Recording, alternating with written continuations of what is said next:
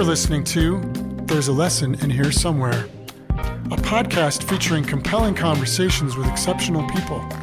Whether it's an inspirational achievement, a hardship overcome, or simply a unique perspective, these are stories we can all learn from. Here are your hosts, Jamie Serino and Carlos Arcila.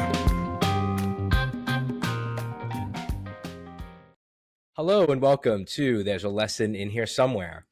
I'm here today with Geof Rochester, who is the founder and leader of GRC Advising, which is an advising firm that helps organizations with sustainability goals and social purpose goals. So thank you all for joining us. And Geof, thank you so much for joining us today.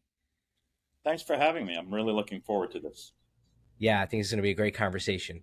So Geof, if you could do a more robust introduction. I know you have a long and rich history in sustainability, in social purpose and impact, and you started GRC in 2019. So I wonder if you could maybe provide a bigger introduction for yourself. Sure.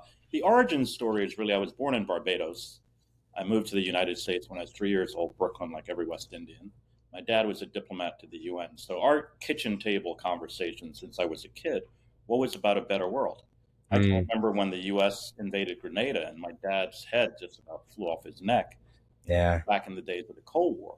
So I've always had a kind of a global sensibility as to what's happening in the world, not just the environment, but poverty or back in the days when Latin America was riddled with cocaine traffic, my dad would talk to me about that was about providing other crops for farmers in Colombia to make money from, right? They had their families, they had to grow something. And the cocaine dealers were very adept at reaching out to these poor farming communities and transitioning them from whatever crop they were growing to cocaine, right, to feed their family.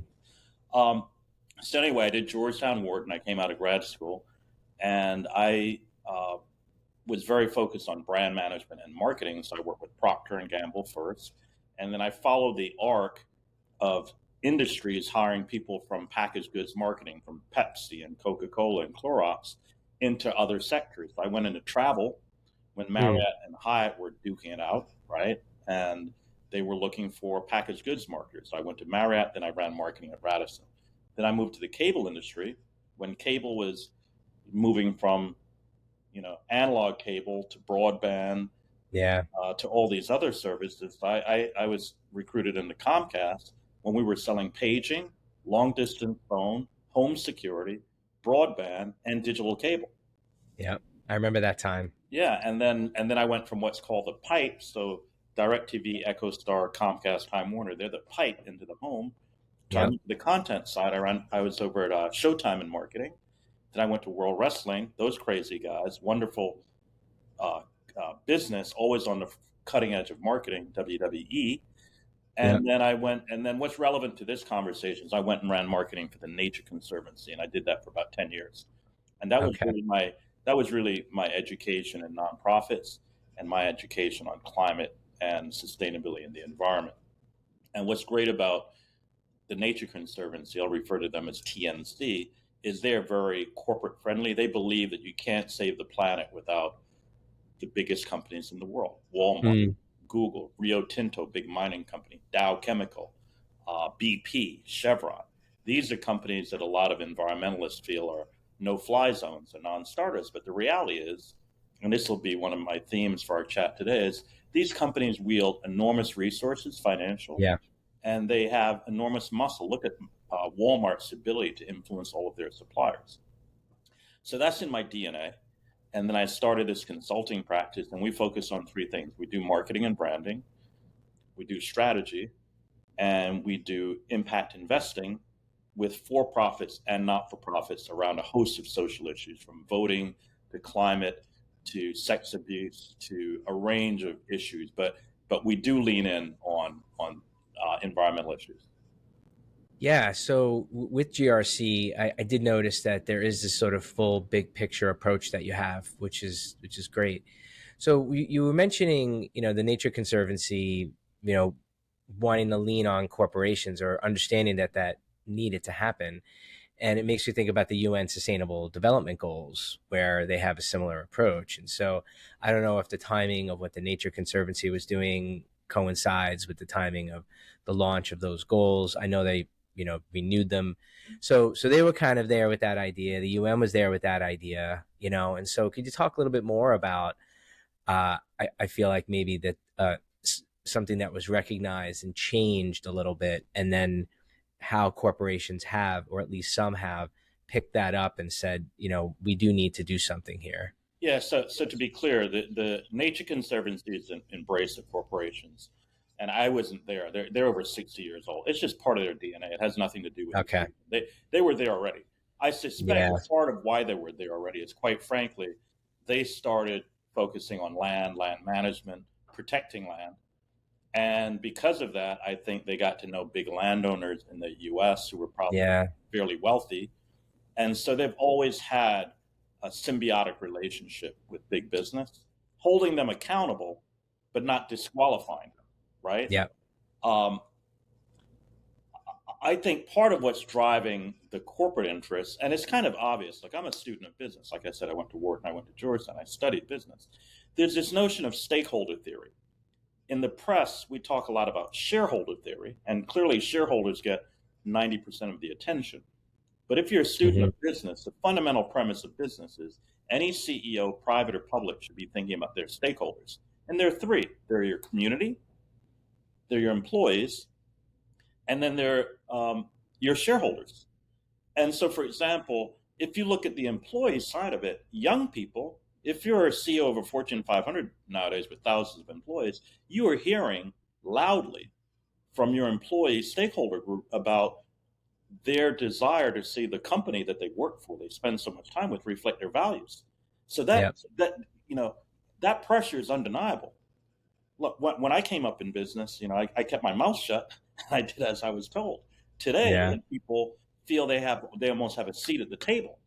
Yeah. And not quite demand, but to insist that if they're going to spend all that time with the company, they want to see the company living their values. And of course, they select companies where there's value alignment. Right. But that pressure has never been greater, is my point.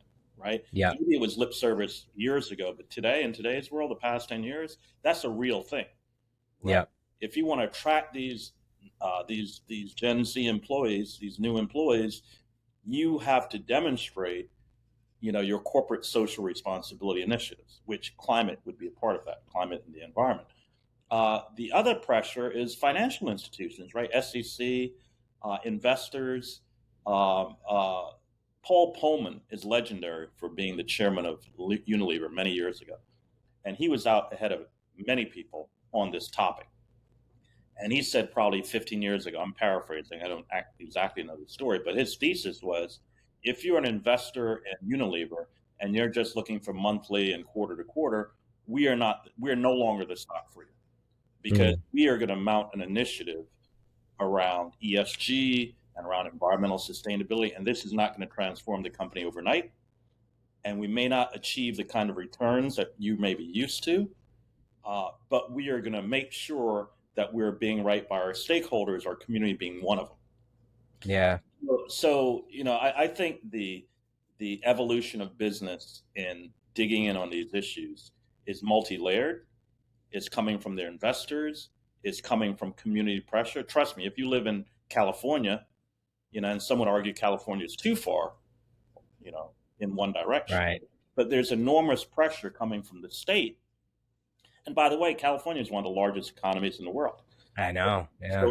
So when California says, we're going to ban gas-powered cars, or we're going to put pressure on the percentage of gas-powered cars that are on the streets and highways of California, corporations have to listen or move. Yeah.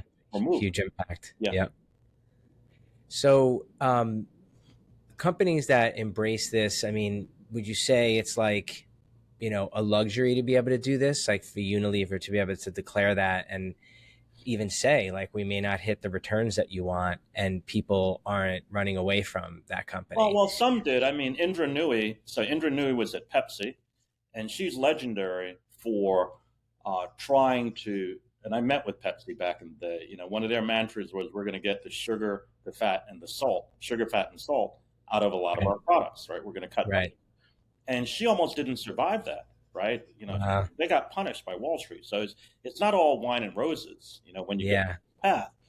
And and if you really follow this space, there's been pushback in the United States. I spoke at a conference in Texas recently, and I think an attorney general or a politician in one part of Texas was pushing back on banks that were Texas based with their ESG policies, right? And you've also probably seen the backlash against DEI, right, in the U.S. Yeah. So we've gone from where these concepts were very nascent, very rare. Paul Pullman was the only one doing it, to where there's been a lot bigger embrace of these initiatives.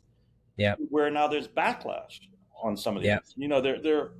We've advised clients who they'll say to us, Geof, we're nervous. We don't even want to use the word ESG. Yeah. We don't want to use the word climate. And look, when I was at TNC, we did research many years ago.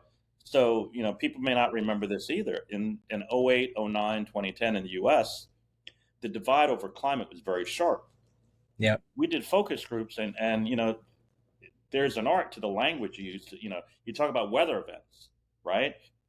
I think the environmental movement in this country did itself a disservice by talking about panda bears and ice melt versus green jobs, right? So Yeah. when you're talking to folks in coal country about climate change, yeah, maybe they embrace that, maybe not, but you get their intention when you talk about green jobs after they've lost 50,000 coal jobs. Right.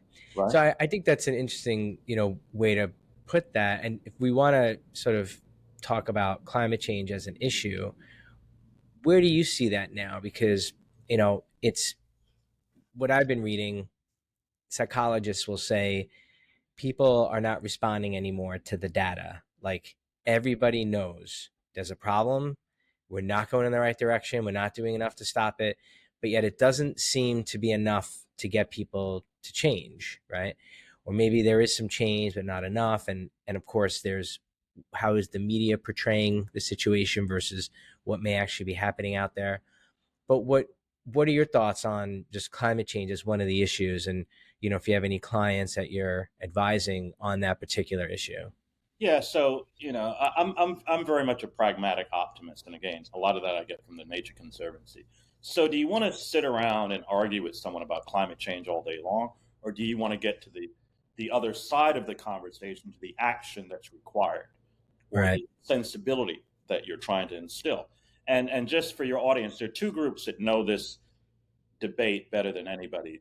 Yale has a school of climate communications. If you want to geek out on this, Yale School of Climate Communication, and then I'm the vice chair of a nonprofit called Eco America. And Eco America and Yale study Americans' thoughts, attitudes, opinions on climate change. They understand the linguistics of climate. Yeah. My advice to people is you can only scare people so much. And if you scare them too much, they move to inaction because they think nothing. They'll just shut down. Right. And they'll think they can't help. Right. Correct. Right. So most of the groups I work with, most of the clients we work with, we try to get people to pragmatic optimism.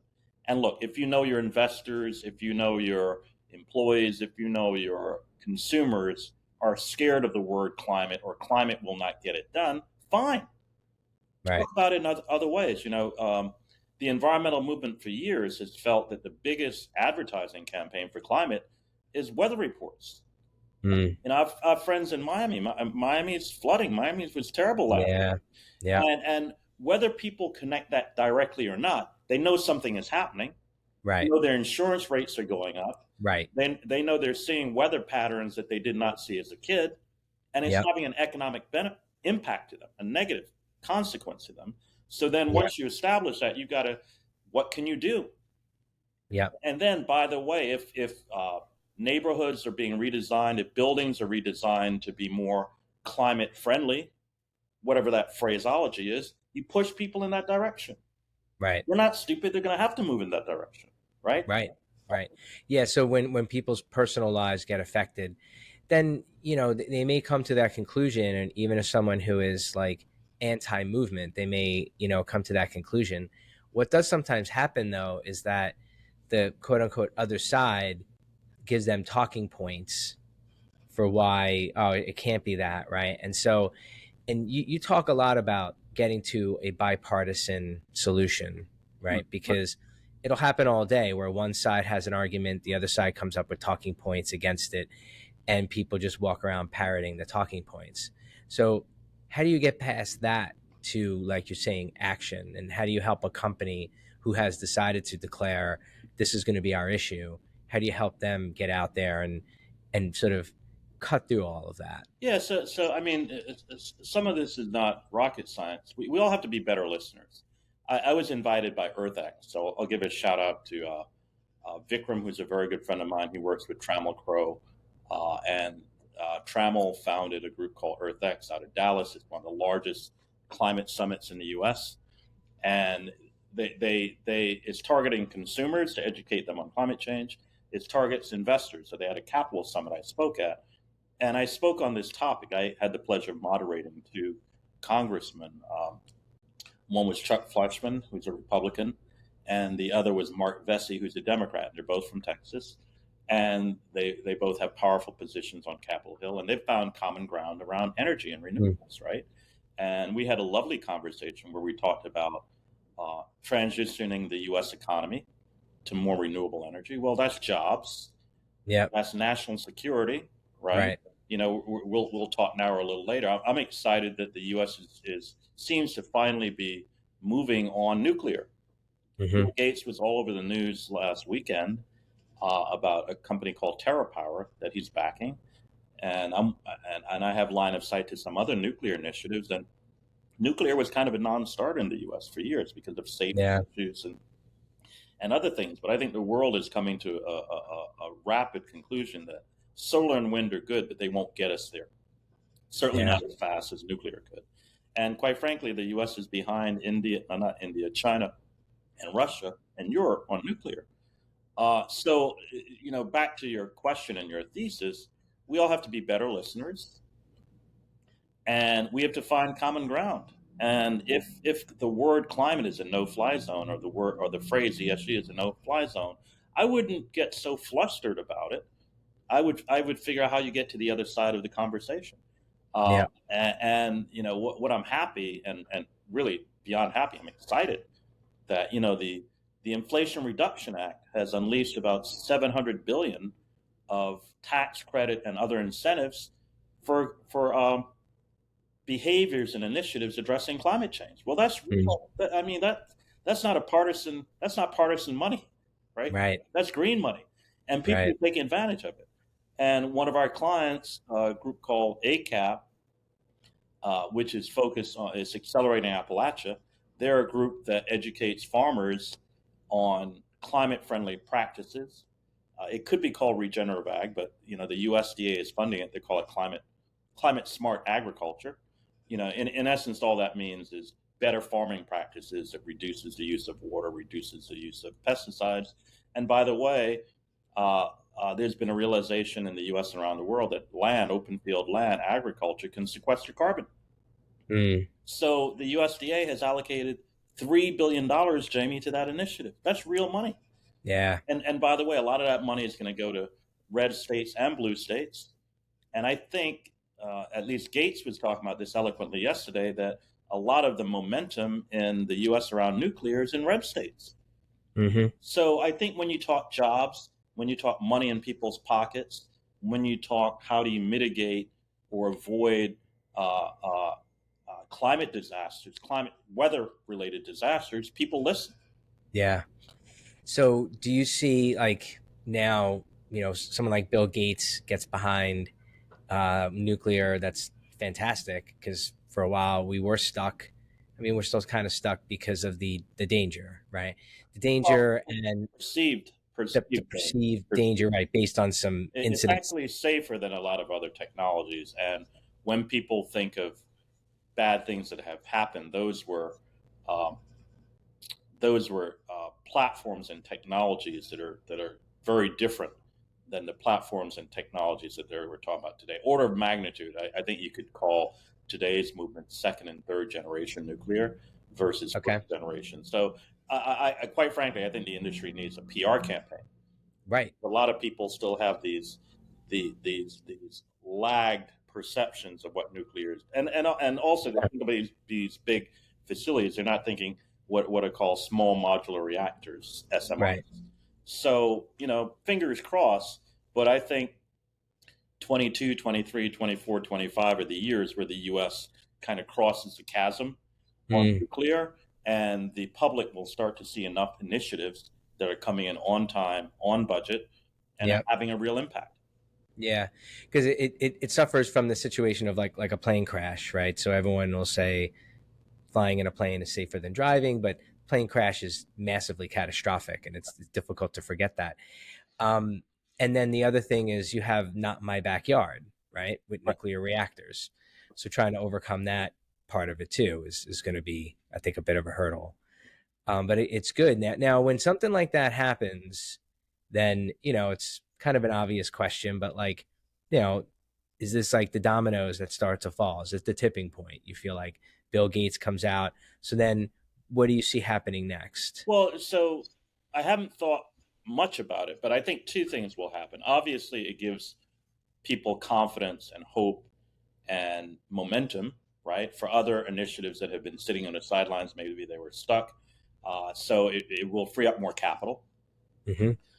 The other thing, and I'm dating myself, but there was something in business called the AOL effect. I grew up in D.C., and when AOL opened, I forget what town, but they opened in Northern Virginia or further out in Virginia, in an area that had nothing.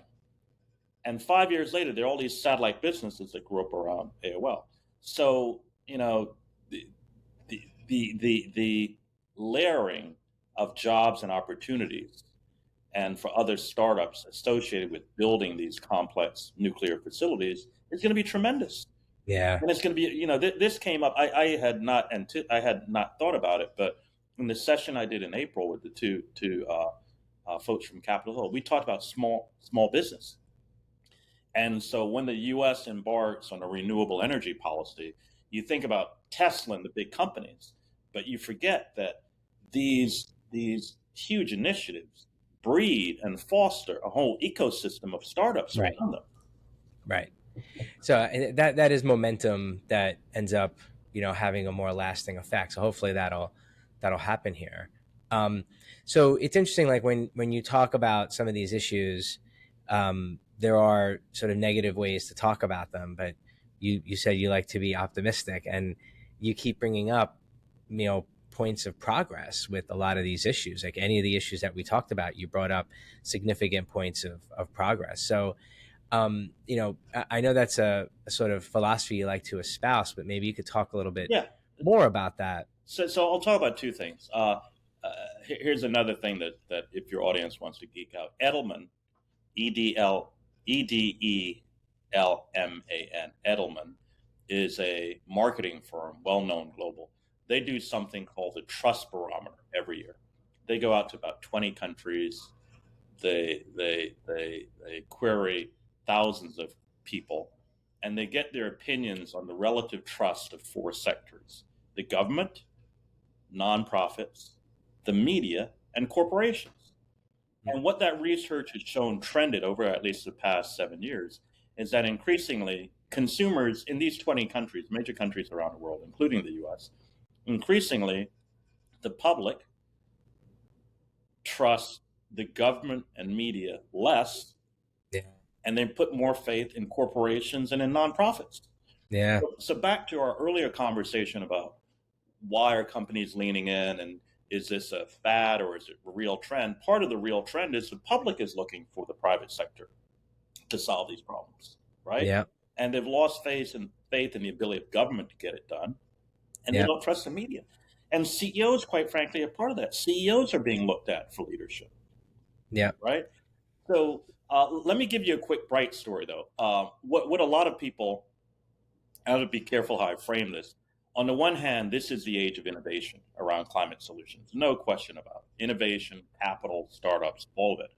On the other hand, as I said, you don't want the public to lay back and just assume things will magically get better. Yeah. But this notion of accelerators, this notion of you and I building a pool of funds and creating $50,000, $100,000, $200,000 grants to spur innovation, there's someone who's in our network. She's a very good friend of mine. I've known her for years, Daniela Fernandez, and she started something called the Sustainable Ocean Alliance. So my shorthand is she's like Greta for the oceans, right? She's in her 20s. I've known her since she was a sophomore at Georgetown. She created a nonprofit, Jamie, to represent the voice of millennials globally on marine protection issues. Great. And so she's a pundit. She flies around the world. She's well respected. She has an ambassador network of hundreds of young people in countries around the world. They're in Spain, they're in Nigeria, they're in Jamaica, they're in Texas, they're in New York. And one thing they do is they'll solicit their politicians on legislative activities related to marine protection. They'll do beach cleanups. But one of her lasting legacies is she created an accelerator to fund initiatives founded by millennials to address climate threats to the world's oceans. And she's probably funded 50 companies now. Wow. I think she's in her mid 20s. That's impressive. But one person with with mobilizing resources, and Mark Benioff, and I think the Turner Foundation and other people are big supporters. Ray Dalio's group, right? But it started with a big ambition. Yep. It started with a hell of a business plan, and years later, she's creating real change. Yeah. Through capitalism. Great. Through capitalism, right? Yep. So when you hear of enough stories like that, I live in Williamsburg, Brooklyn. I'm at home today. I'm surrounded by idealistic 28-year-olds that have more balls and energy than I ever did when I was their age. Yeah. And to be clear, they need wisdom and guidance. But from a sheer energy standpoint and a sheer creativity, they're unparalleled. Yeah. They're unparalleled. And so then when you say, you take that, you take a favorable, supportive government policy atmosphere, as we did with the Inflation Reduction Act, for example, and you add capital to that, then you feel better about all these things. Yeah. That's a great example. Those are great points. And so when you bring up capitalism and, GRC does help in impact investing, I wonder if you could talk a little bit about that and, maybe any advice you have for companies or for investors or even just for individuals that say, hey, I do want to put my money in different, stocks or funds, but I want to make sure that I'm not funding something that's going to be bad for us. So I wonder if you could talk a little bit about that. So the broad lens is there's all kinds of money available. There's state public money. There's federal public money. There is VC and private equity money. The toughest money is the small money, quite frankly, right? So the young seed stage, early stage entrepreneur with an idea that needs $250,000 to get going. That's really, really tough. But in terms of, and look, not any money is tough to get, but there's never been a time, and I've been doing this for 15 years, there's never been a time where I've seen more money moving. Now, quite frankly, 5-7 years ago, there was a lot of lip service. A lot of people were talking a good game, but they really weren't writing checks. But people are writing checks now. And let's talk a sector that we've started to look at really closely. There's this notion of the utopian solution, like nuclear is a utopian solution. Will cost billions, will take many, many years. But guess what? There are short-term solutions available to us today. If you and I could wave a magic wand, probably 40% of the world's engines run on diesel, right? Wouldn't it be great if we could wave a magic wand and those engines would burn cleaner tomorrow? Yeah. No capital. If you're Amtrak, you don't have to buy new electric trains. If you're Carnival Cruises, you don't have to buy new, battery powered or renewable energy driven engines for your ships. Yeah. You could what's called dose them with whatever fuel you're using, and they would burn cleaner, right? Tomorrow. There's a group we've worked with called Purified Fuels. They have a solution like that. But at a very macro level, one of the solutions to that is what's called renewable diesel. Diesel made from soy, diesel made from sunflower, diesel made from used cooking oil. That sector is blowing up right now. There's a company that we're aware of called Brea, which is in Canada, Brea is now operating one of the largest renewable diesel factories in all of North America. And it started as a petroleum diesel factory, right? That's the other trend is you take old infrastructure, coal power plant, a Yep. diesel oil refinery, and you transform it into something doing that's going to be clean, renewable energy. Well, that's the best story in the world because you've protected some of the jobs in the community. Yep. You didn't shutter the thing and turn it into a hole, right? You figured out a way to transform it and create hope for these communities, hope for people in Halifax in Canada, because that factory that they knew was there that was producing jobs is now producing renewable diesel. Yep. And those kind of projects are being funded. Is Yeah. going back to your financing issue, those kinds of projects are being funded. For small investors, people just need to do their homework. There's a initiative called Divest Invest. It's probably, I don't know, 20 years old now. It started on college campuses where the young students would put pressure on the administrators to divest the endowments Right. from Right. fossil fuel stocks. And that's a wonderful initiative, and it has to do with moving away from something and moving to something, Right. right? Right. And or you take a company like Walmart and Project Gigaton, and Walmart says to all their vendors, by this date we need you to demonstrate your Scope 3 emissions, and we're going to prefer suppliers that have a lower carbon footprint than these other suppliers, right? Yep. And so, small investors just have to do their homework. There are tons of opportunities out there. Yeah.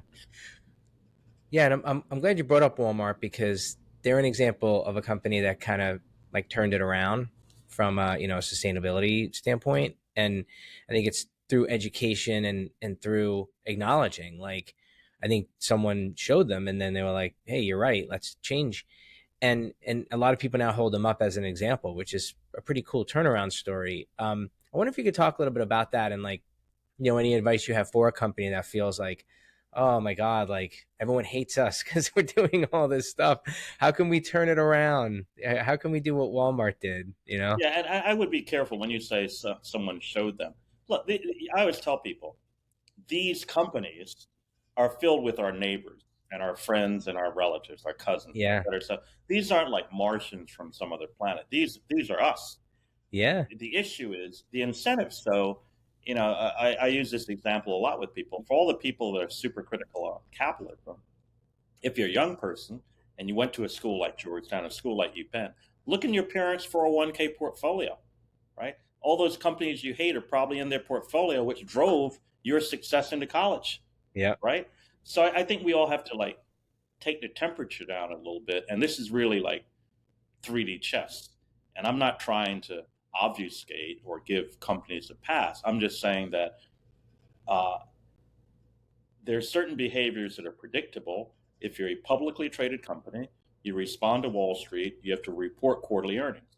I suspect, as with any big company, Walmart had a lot of smart people, both internally and on the board, and there was probably some rising pressure, and then it hit a tipping point. Yeah. The tipping point was catalyzed by smart thinking that said, here's how we can still hit some of our profit goals while doing this on the other side. Yeah. And by the way, Yeah. the cost of renewables and the cost of some of these solutions has come down dramatically in the past 10 years. So where they were more achievable, right? But for all of the critics, I think we have to up our game collectively to help these companies figure out how to meet these sometimes conflicting forces, right? Yeah. The force of your investors, the force of your employees wanting something, the force of your community wanting something. And we all have to be smart about proffering objective, practical solutions that get us there. Maybe part of getting there is, you want to see I'll make it up, 30% order of magnitude improvement in a year. Maybe you have to satisfy yourself with 10% improvement in a year. And so it takes 10 years versus 5, but you get there and you get on the path.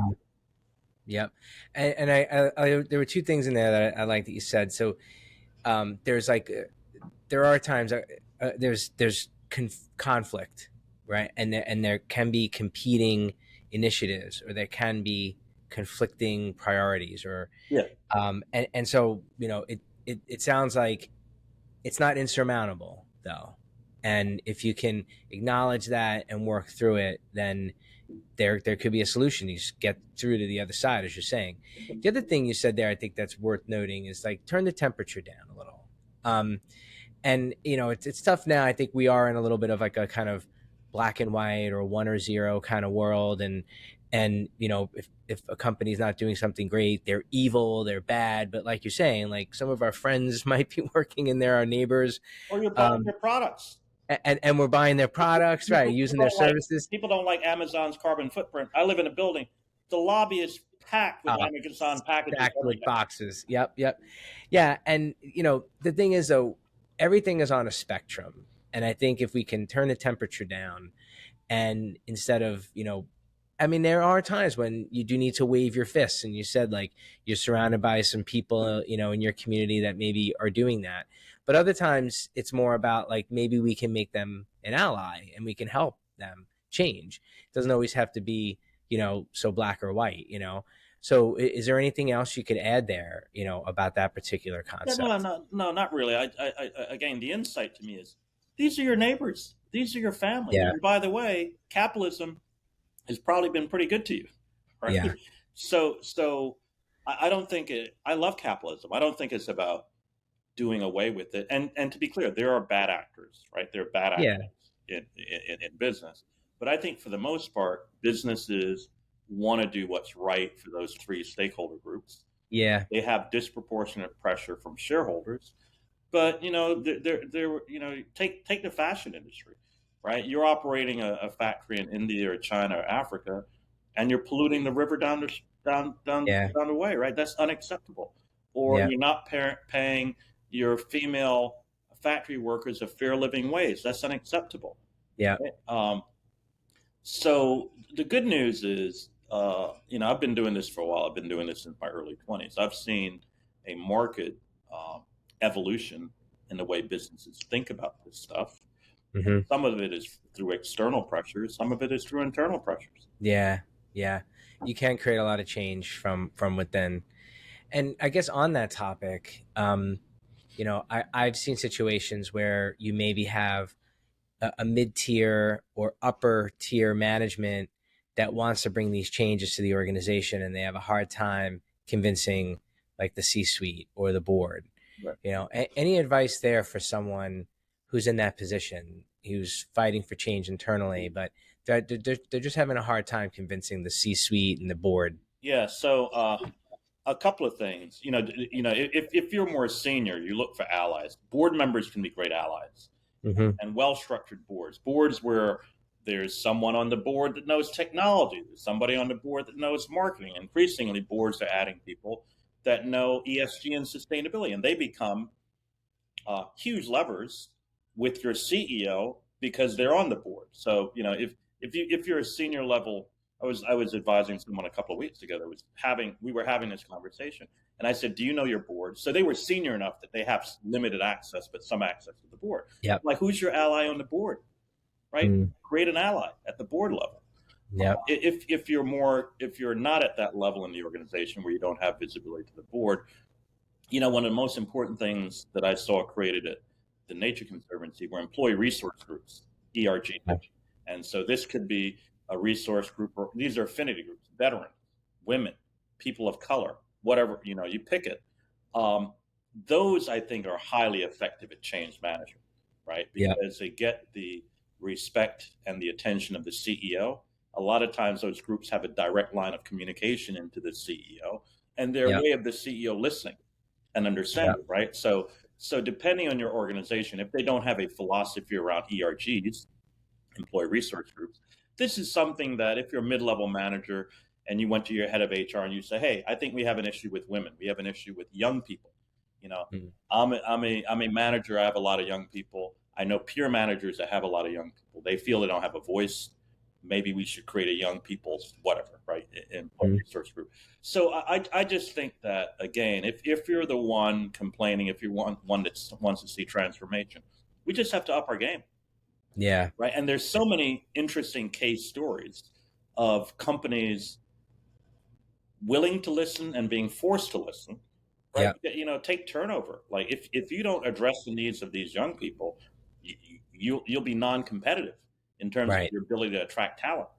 Right. Right. So in a way, there's never been a better time to be an employee also. Mm. Yeah, and I think the attention given to a lot of these issues, and we talked a lot about climate, and it's interesting. I'll share a quick story. My son, he just finished third grade, and he's in this group, and they were supposed to do like a presentation, and they paired off, and then the parents, went in and watched the presentation, and the remit was just find a problem and present a hypothetical solution to the problem, right? And every single pair did something environmental. It was like, in a way, it was encouraging to see that. Yeah. And it had to do with all different aspects of the environment. And yeah, okay, maybe you could say maybe some of the kids influenced others, or they saw what kids were doing. But for every pair to do that, it's really, really interesting that it's on their minds, right? They're coming into contact with environmental issues a lot. Is there, another issue that you're seeing gain a lot of attention, or that your clients are telling you, we really want to get involved with this particular issue? Is there anything I'll that you're give you two. I'll give you two. One is we have a healthcare epidemic in the United States, if not the world. And the epidemic are diseases preventable through diet. So diabetes, obesity, sometimes heart disease, high blood pressure.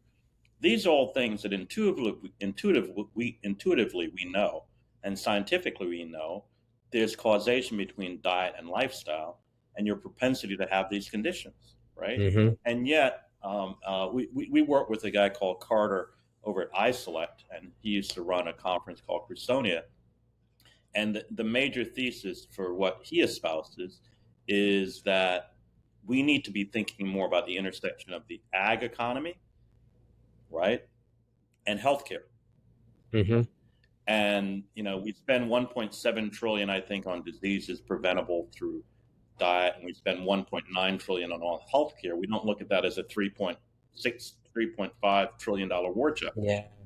Yeah. So we're lucky to be working with a group called Appalachian Regional Healthcare. They're one of the largest healthcare providers in Appalachia, one of the poorest parts of America.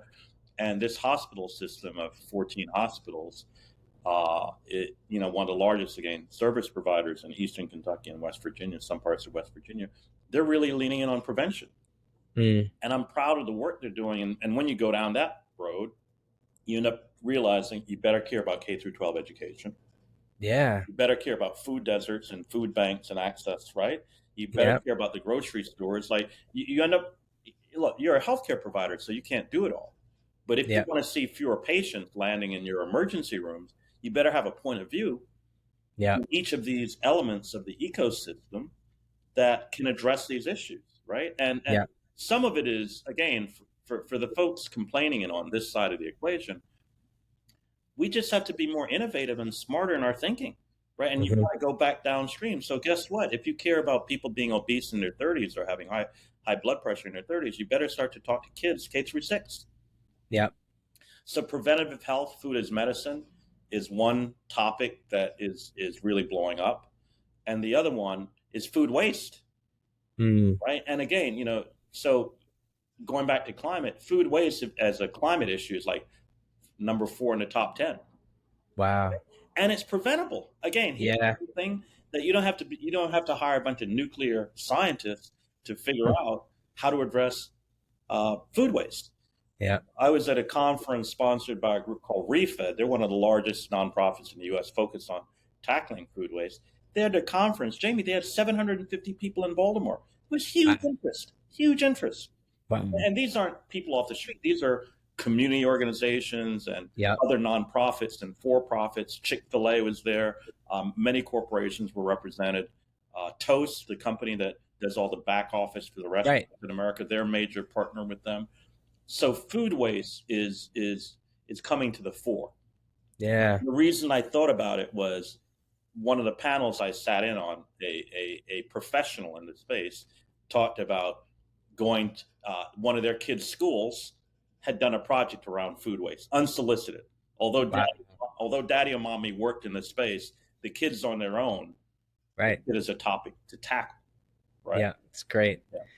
Well, I mean, in my house, I try to take care of food waste. I I used to make fun of my grandfather. My grandparents used to live with us when I was a kid.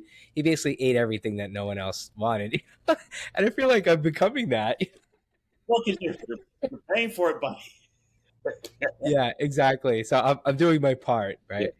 right? So, but that's and you talked about a few things there, and you also talked about connecting the dots. Like I saw a documentary, and I've been talking about this documentary for a little while, and it was actually about it was studying twins and the effect of a vegan diet, or a sort of hybrid type diet.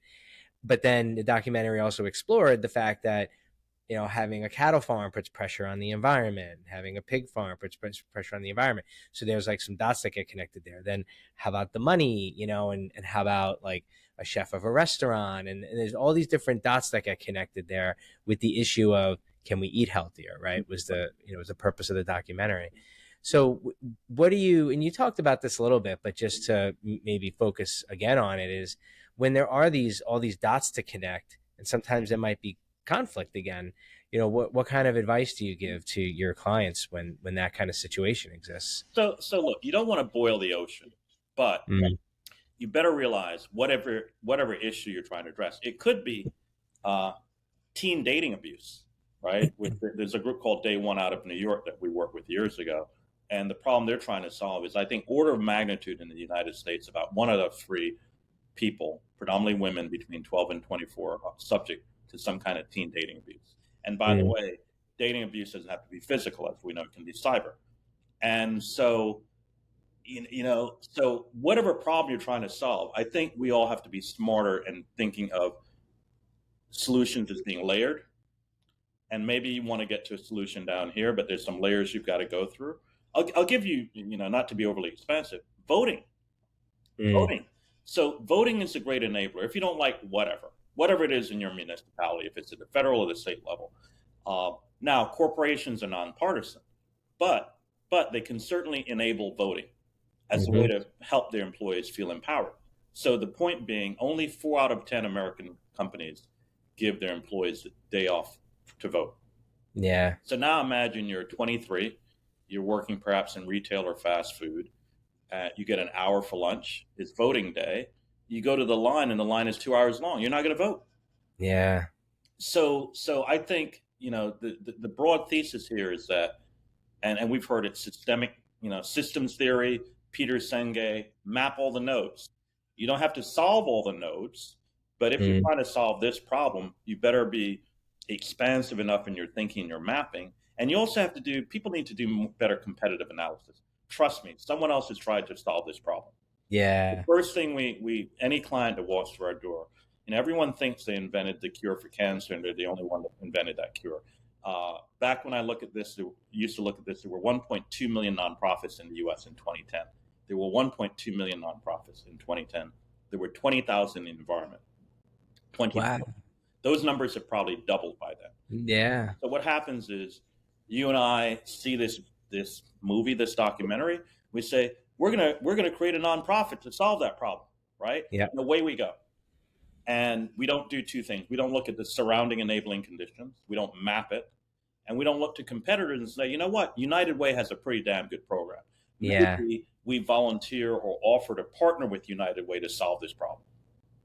Because to be clear, the nonprofit space, charity, is so gratifying. A lot of times, not all the time, but a lot of times it's an ego play. Yeah. Your name is on a nonprofit, or you get to tell your social circles you founded this nonprofit. I think people need to think more about what does it take to solve the problem, and what are the tools available. Yeah. Right. And even like just going back to the UN Sustainable Development Goals, but I think one of the things that they were trying to address was can we create these like sort of channels for aggregation? Correct. Because I remember when I was working with companies with those goals and stuff, and going to the UN and talking to them, they were saying like just what you're saying. Yeah, we love that these people are ambitious and they want to get out there and they want to help and do something, but they might be just replicating the efforts of another and then siphoning money off, Right. and it's just not efficient, right? But it's not a field that will naturally kind of like the way capitalism kind of naturally kind of weeds out, you might not get that. You might get that a little bit, but you might not get that as much in the Yeah. nonprofit world. So Eco America did something really smart. I happened to be at their board meeting in New York last week, and by the way, we were hosted by the Clinton Foundation, so it was extraordinary. They have a program where they create grants to get other nonprofits to move in a direction. Wow. Right. That's great. So and that's something the bigger organizations have the luxury to do because they have the budgets. But you want to, what is the USDA doing with their $3 billion grant? They're reaching hundreds of farmers and herding them in a certain direction through financial incentives. Right. Mhm. Same thing with the the Inflation Reduction Act.